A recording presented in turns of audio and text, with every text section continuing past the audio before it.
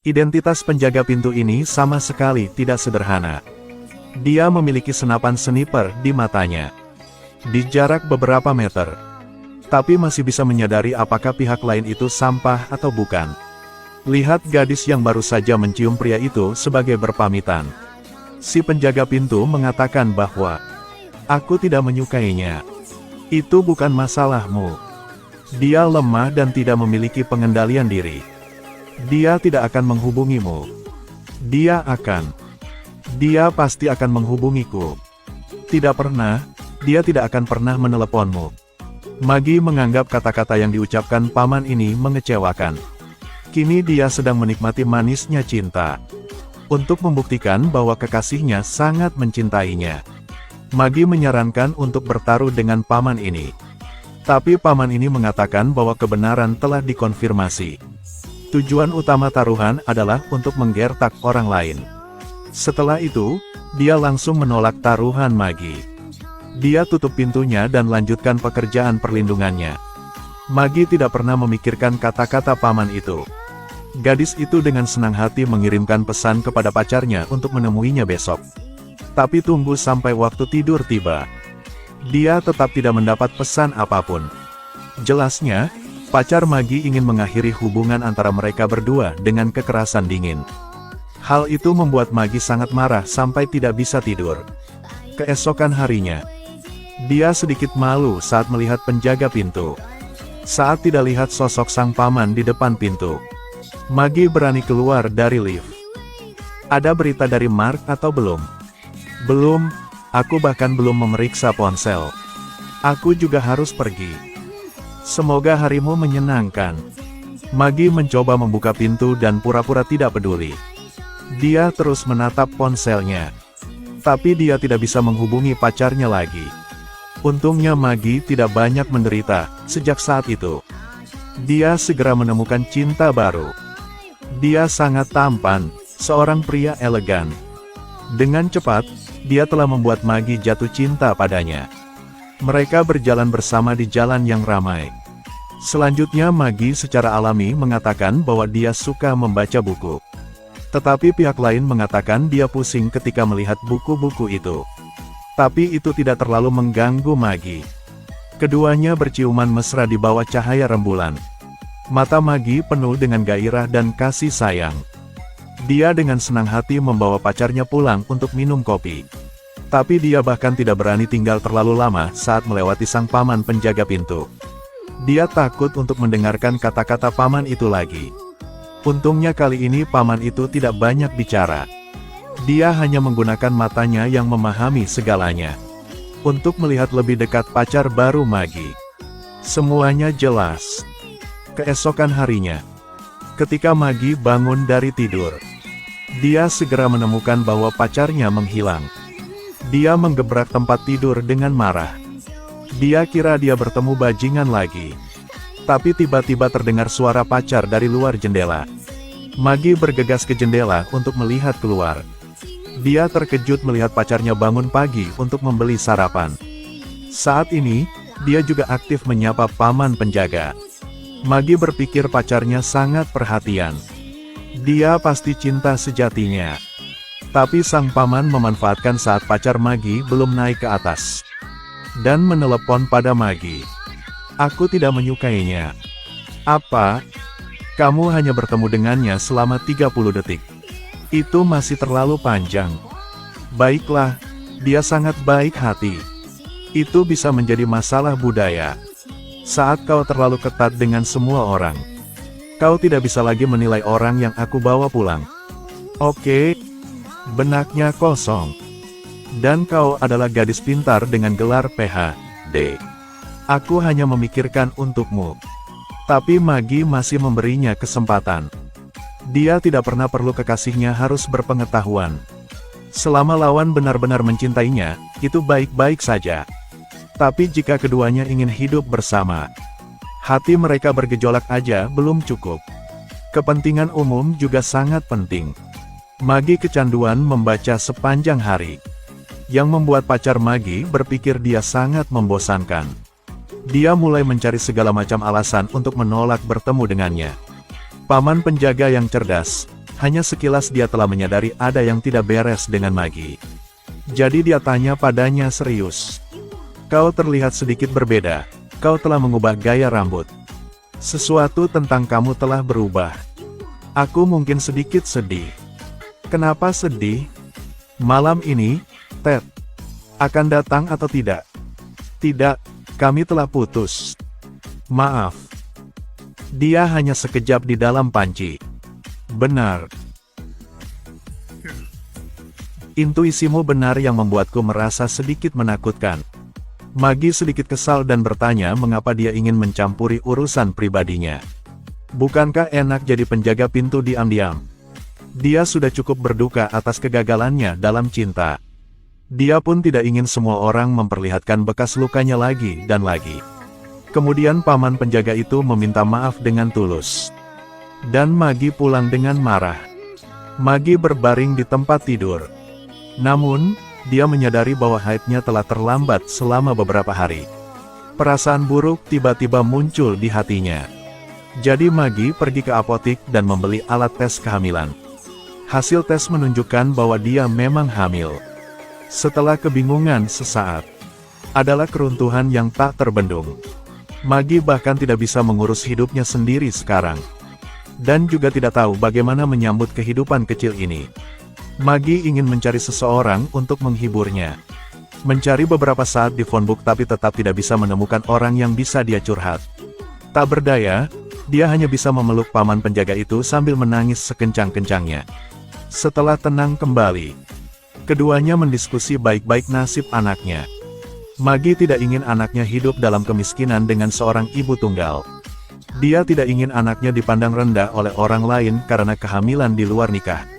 Melihat Maggie sangat negatif, sang paman dengan lembut menghiburnya. Tidak ada yang akan meremehkanmu.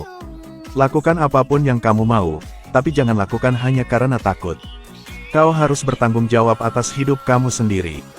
Aku tidak bisa melakukannya sendiri. Membutuhkan sebuah desa untuk membesarkan seorang anak. Tapi New York adalah desa besar. Selamat tidur. Besok adalah hari baru dengan banyak sekali kemungkinan berbeda. Kenyamanan dan kehangatannya membuat Maggie merasa jauh lebih baik. Dia bersandar di pintu lift dan mengirimkan ucapan terima kasih yang tulus kepada sang paman. Sang paman bilang dia tidak kesepian lagi. Harus lebih memperhatikan untuk melindungi diri sendiri. Keesokan harinya, Maggie mengajak ayah si anak untuk bertemu di kedai kopi. Setelah pihak lain mengetahui dia hamil, kepanikan terlihat jelas di wajahnya. Mereka pergi ke pintu untuk bernafas. Maggie mengipasi dia dengan ramah. Lihat sang pria jelas tidak mau bertanggung jawab. Maggie harus mengatakan bahwa dia hanya di sini untuk mengatakan yang sebenarnya. Dan tidak berniat meminta pertanggungjawabannya. Dia telah memutuskan untuk lahirnya. Sesulit apapun itu, kita harus membesarkan anak itu menjadi orang baik. Dan sebagai ayah si anak, kamu bisa terus hidup mewah dan bebas. Ya bagus. Kenyamanan akhirnya kembali di wajah pria itu. Dia bahkan tidak peduli siapa nama anak itu. Juga berpura-pura menghargai keputusan Maggie. Maggie hanya bisa tersenyum berulang kali. Dia menertawakan dirinya sendiri karena membabi buta. Saat mencintai sang bajingan seperti itu. Baru saja pulang dengan sepeda. Dia langsung ketemu sang paman yang baru keluar. Dan marah bertanya apa yang dia lakukan. Maggie juga dengan tidak sabar mengatakan bahwa dia sudah memakai helm. Apakah anakmu juga memakai helm? Anak itu sekarang sebesar ikan kecil. Apakah dia memakai helm? Menghadapi pertanyaan sang paman. Hal ini membuat Maggie terdiam. Dia menunjukkan foto yang baru diambilnya dari rumah sakit. Apakah kamu akan melahirkan 4 anak? Bukan, semuanya 1. Cuma bercanda. Baiklah. Itulah tulang belakang. Dan itu kepalanya. Tampaknya mengandung seluruh alam semesta di dalamnya. Kamu baik kan? Aku belum pernah melihat gambar seperti ini. Aku punya 4 darinya. Sang paman dengan hati-hati memasukkan foto ke sakunya. Sepertinya ada sesuatu yang berat di hatinya. Perut Magi semakin membesar. Sang paman pun berinisiatif membantunya. Dia ingin membantunya membawa barang bawaan. Tidak ingin membiarkan Magi menyentuh sesuatu yang berat. Jelasnya kedua orang itu tidak ada hubungan darah, tapi sedekat ayah dan anak. Hari demi hari berlalu. Magi akhirnya mulai melahirkan. Dia berbaring sendirian di ranjang kelahiran. Di sebelahnya tidak ada seorang kerabat pun. Rasa sakit yang parah membuat wajahnya berkerut. Mungkin karena Magi terlalu khawatir, jadi dia tidak bisa mengeluarkan kekuatan penuhnya. Sementara semua orang tak tahu harus berbuat apa. Magi tiba-tiba melihat sang paman berdiri di depan pintu. Dia mengangguk dengan ringan untuk mendorongnya. Kerja bagus. Astaga.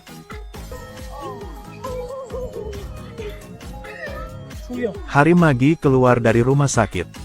Sang paman sudah berdiri di depan pintu untuk menyambutnya. Lalu ambil pendorong bayi dengan hati-hati. Magi tertawa dan berkata tidak perlu khawatir begitu. Itu anak kecil, bukan Booming. Aku tidak ingin membangunkannya.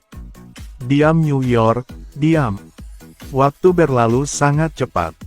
Matahari dan bulan bergantian berputar. Di bawah asuhan sang paman, gadis kecil tumbuh sedikit demi sedikit. Ketika Magi kerja, paman itu akan berinisiatif untuk menjaga anaknya. Selama ibu dan anak itu aman dan sehat, dia akan bahagia. Magi sangat tersentuh dengan ini. Meskipun dia tidak mengatakannya. Dalam hati Magi, dia benar-benar menganggapnya sebagai kerabatnya. Tetapi di dunia ini, tidak ada pesta manapun yang tidak akan berakhir. Suatu hari, Magi ragu-ragu dan memberitahu sang paman bahwa perusahaan ingin mengirimnya ke Los Angeles untuk mengembangkan diri. Magi tidak ingin meninggalkan tempat ini. Dia tidak ingin putus dengannya. Namun sang paman dengan tenang bertanya, "Kapan kamu pergi? Kami masih mengerjakan rencana untuk melihat apakah itu berhasil. Semuanya mungkin. Putri kecilku akan merindukan kota ini, gedung ini, dan kamu juga." Kemudian sang paman memberikan nasihat dan harapan tulusnya kepada Magi. Lalu berdiri dan melangkah pergi dengan topinya. Punggungnya terlihat sangat sepi. Diam-diam mengamati arus mobil yang naik turun. Tapi tidak bisa mengungkapkan kesedihan di hatinya. Magi juga tidak datang menghiburnya. Kedekatan bertahun-tahun telah memberi mereka berdua pemahaman secara diam. Mereka tidak ingin menangis di depan satu sama lain. Biarkan keheningan menjadi kata-kata untuk perpisahan terakhir. 5 tahun telah berlalu dalam sekejap mata. Magi kembali ke sini bersama pacar dan putrinya. Pikirkan tentang tindakan-tindakan ketat sang paman. Magi dengan cepat menyuruh pacarnya untuk berperilaku baik. Berjuang untuk mendapatkan persetujuan darinya. Sang pacar mengingat semua yang dikatakan Magi. Baru turun dari mobil, dia menyapanya dengan hangat. "Kudengar aku harus lulus ujian. Kau telah lulus. Apa yang kulakukan? Tidak ada. Aku bisa melihatnya di matanya begitu aku melihatnya." "Apa maksudmu?" "Aku tidak pernah melihat pria-pria itu, Magi. Aku menatap matamu." Ternyata sang paman belum pernah memiliki kemampuan khusus. Dia hanya lebih peduli pada Magi daripada yang lain. Kadang kekasih tidak cocok untuk kita. Sebenarnya kita semua sudah memiliki jawaban di hati kita. Namun karena berbagai alasan dan tekanan, jadi kita menggunakan filter cinta untuk menipu diri sendiri. Cinta seperti itu, pada akhirnya, tidak akan pernah ada akhir yang bahagia. Jika selalu ada seorang di sisimu, yang diam-diam peduli padamu seperti sang paman di film ini, kamu harus menghargainya. Kadang persahabatan memberi kita kekuatan. Itu bukan cinta, tapi kekuatannya bahkan lebih dari cinta.